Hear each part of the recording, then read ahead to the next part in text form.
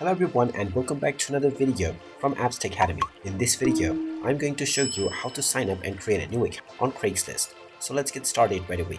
First of all, open up the Craigslist application on your device, and once you are taken into the homepage, click on the account icon at the bottom section. You will then see the login section at the top.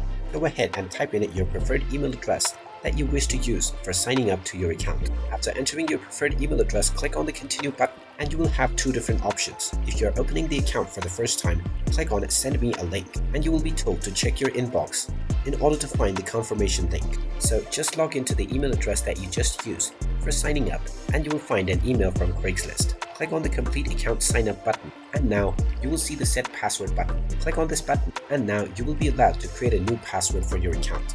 After typing in your desired password, click on the set password button, and once your password has been set, you will be signed up to your newly created account on Craigslist right away. And now you will be able to browse through the various different postings as well as create your very own. And there you have it. That is how easy it is to sign up and create a new account on Craigslist. If you find this video helpful, make sure you hit that like button and subscribe to our channel if you haven't done so already. Also ring that notification bell to never miss another update from us. Thank you for watching and I will see you again in the next video.